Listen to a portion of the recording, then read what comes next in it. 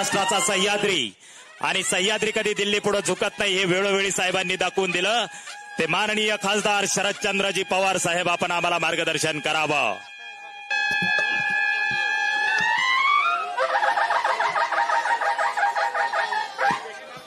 यांच्या हक्काचं काही विचारायचे ते आपल्या राज्याचे माजी मंत्री आजचे उमेदवार हर्षवर्धन पाटील या सरकारी साखर कारखान्याचं काम त्यांनी अनेक वर्ष उत्तर दिशेने केलं. या क्षेत्राचे जाणकार पृथ्वीराज जाचक, व्यासपीठावरचे सगळे मान्यवर, सरकारी बंधू वगैरे, उद्या होणाऱ्या महाराष्ट्राच्या विधानसभेच्या निमित्तानं हर्षवर्धन शासनाला मोठ्या मतांनी विजय करावं आणि एक सक्षम असा प्रतिनिधी म्हणून महाराष्ट्राच्या विधिमंडळामध्ये त्यांना पाठवावं ही विनंती करण्याच्यासाठी मी आलो आहे. हे फार वर्षांनी या ठिकाणी आलं आहे. एक काळ असा होता की मी शिकायला काचेच्यामध्ये होतो प्राथमिक शाळेमध्ये आणि मला एक गोष्ट आठवते. या भैरवनाथ मंदिराच्या जवळ वर्षात एकदा कुस्त्या असायच्या आणि मी इथं कुस्ती खेळलो आहे. लहान असताना कुस्ती जिंकली तर हातात रेवड्या दिल्या. पैसे कोणी देत नव्हतं, रेवड्या द्यायची या ठिकाणी. तर तेव्हापासूनची आठवण मला या ठिकाणी होते. नंतरच्या काळामध्ये मी कॉलेजमध्ये शिकायला गेलो आणि नंतर आल्याच्या नंतर एक गोष्ट नेहमी बघायला मिळायची. माझे वडील हे छत्रपतीचे संचालक होते. त्यावेळेला साहेबराव जाचक हे छत्रपतीचे प्रमुख होते. माणिकराव दादा होते, विकराव निंबाळकर इथे होते, लासवण्याचे गोविंदराव पाटील होते.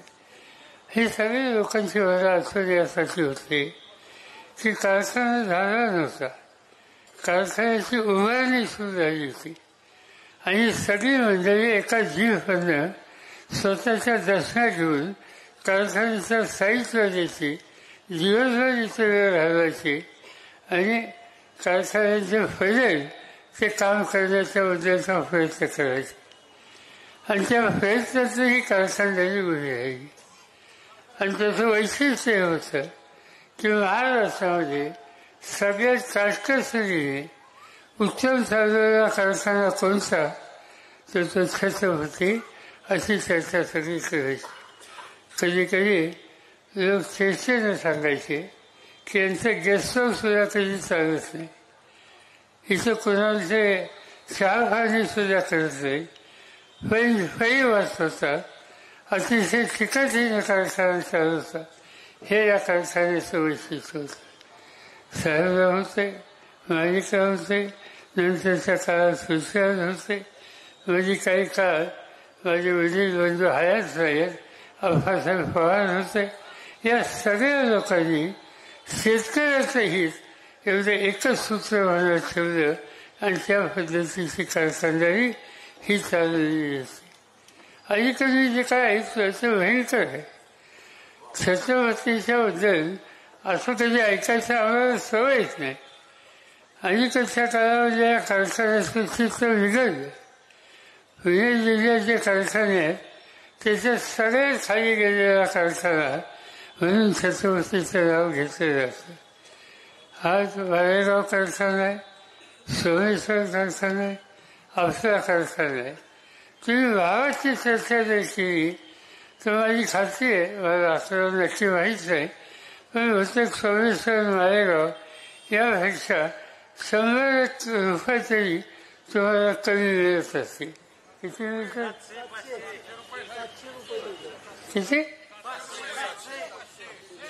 नाही सोमेश्वरचा भाव काय? 3600 आणि छत्रपतीचा 3000 600चा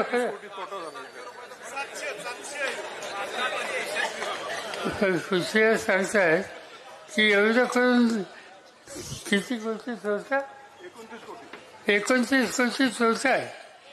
म्हणजे जो कारखाना या सगळ्या कारखान्यात हायस्ट भाव देत होता आज त्या कारखान्याची ही अवस्था. बाकी राजकारण थोडं काय करायचं ते करूया, पण लोकांचा संसार उद्ध्वस्त करणं ही भूमिका घेऊन कुणी काम करत असेल तर स्वस्त बसायचं नाही. या लोकांना त्यांची जागा दाखवायची आणि आपल्याला करावं लागेल. तर आपला लौकिक वेगळा आहे.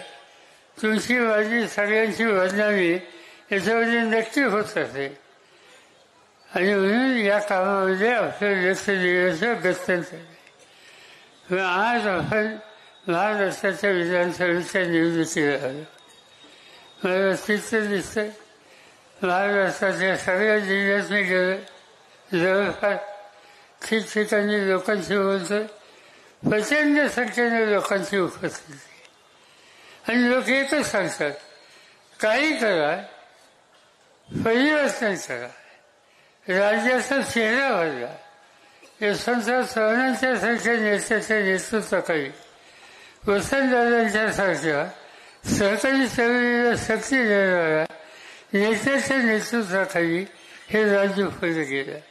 या राज्याचा नावलौकिक देशात होता. एकेकाळी हे राज्य देशाच्या सगळ्या राज्यामध्ये 1 नंबरचं होतं आणि हल्ली या देशाच्या अर्थ खात्यानं सगळ्या देशाच्या एकंदर राज्यांची तपासणी केली आणि त्याचे नंबर लावले. आज महाराष्ट्राचा नंबर 1 वरून 11 वर गेले. आपण इतके खाली घसरले आणि का? चुकीचं नेतृत्व, चुकीची धोरणं. आज हे राज्य पुन्हा नेतृत्व हे जर करायचं असेल तर उद्याच्या विधानसभेच्या निवडणुकीमध्ये चांगले लोक आले पाहिजे. आणि मला आनंद आहे की या मतदारसंघामध्ये हर्षवर्धन पाटलांची निवड करण्यात आली. त्यांना अनुभव आहे. महाराष्ट्राचे सरकार मंत्री म्हणून त्यांनी काम केलं, इतर खात्यांची जबाबदारी सांभाळली. अलीकडच्या काळामध्ये सत्तेपासून बाजूला गेले, पण आपला मूळ विचार जो आहे सहकाराचा त्याच्यामध्ये त्यांनी अधिक लक्ष घातलं. आज देशामध्ये जे राष्ट्रीय समिती आहे सहकारी संस्थांची, सहकारी कारखान्यांची, सगळं हिंदुस्थानची टॉपची जी संस्था आहे त्याचं नेतृत्व, त्याचं अध्यक्षपद महाराष्ट्राकडे आहे आणि ते हर्षवर्धन पाटलांच्याकडे आहे. आणि त्याचा अभिमान असतो एक महाराष्ट्राचा नेता देशाच्या सरकारी चळवळीचं राष्ट्रीय नेतृत्व करतो. ही संधी आज त्यांना मिळाली. त्याच्यामध्ये त्यांचे कष्ट, त्यांची बांधिलकी, त्यांचं कर्तृत्व, त्यामुळे ते खऱ्या अर्थाने होऊ शकते. आणि ते एक महत्वाची संस्था आहे तिचं नाव NCGC. अनेक वर्ष मी 10 वर्षाच्या संस्थेत महत्वाच्या जबाबदारी होतो. NCGC हे कुठल्याही सरकारी कारखानदारी असतील, व्यवसाय असतील, त्याच्यासाठी आर्थिक शक्ती ही देणारीची संघटना आहे. NCGC हे पैसे नुसते कारखान्यात देत नाहीत, राज्य सरकारला सुद्धा देतात. आणि आज ही संस्था चालवण्यासाठी ज्या काही 3-4 लोकांची नियुक्ती आहे त्याच्यामध्ये हर्षवर्धन पाटील. आणि म्हणून सगळ्या देशाच्या सहकाराचं अर्थकारण, शेती व्यवसायाचं अर्थकारण याचं नेतृत्व करण्याची जबाबदारी आज हर्षवर्धन यांना मिळाली. हा महाराष्ट्राचा बहुमान आहे आणि ज्या व्यक्तीनं महाराष्ट्राचा बहुमान वाढवला, आपल्या राज्याचा बहुमान वाढवला, तसा आपल्या भागाचा बहुमान त्यांनी वाढवला. अशांच्या पाठीमागे उभं राहणं ही तुमची माझी जबाबदारी आहे आणि त्यासाठीच ही निवडणूक अतिशय महत्त्वाची आहे. आनंद अनेक वर्षांनी आज या ठिकाणी येत आलं. चांगल्या व्यक्तीच्या चांगल्या कामाच्यासाठी येत आलं. उद्याच्या निवडणुकीमध्ये मतदार केंद्रात तुम्ही गेल्याच्यानंतर जी काही मतपत्रिका असेल त्याच्यामध्ये जी त्यांची खूण आहे की तुतारी वाजवणारा माणूस त्याच्यासोबत वचन द्यावा, मोठ्या मताने त्यांना विजय करा, मी तुम्हाला खात्री देतो.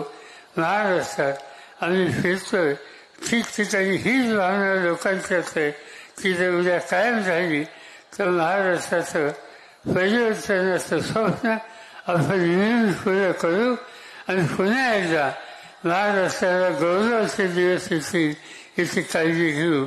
एवढंच मी सांगतो आणि पुढच्या सभेच्यासाठी जाऊन जातो. जय हिंद, जय महाराष्ट्र. धन्यवाद साहेब. यानंतर साहेबांचा सन्मान संसरकरांच्या वतीनं आणि पंचक्रोशीतील सर्व प्रमुख पदाधिकारी आणि कार्यकर्त्यांच्या वतीनं संपन्न होतो आहे. त्यानंतर अखिल भारतीय बैलगाडी संघटना महाराष्ट्र राज्य इंदापूर तालुक्याच्या वतीने देखील साहेबांचा सन्मान तानाजी बाबा निंबाळकर, नितीन आप्पा काटकर आणि संजय निंबाळकर यांच्या वतीनं देखील या ठिकाणी संपन्न होतोय. अतिशय चैतन्यपूर्ण वातावरणामध्ये ही विराट सभा या ठिकाणी संपन्न झालेली आहे. साहेबांचा मनपूर्वक आभार या ठिकाणी व्यक्त करतो.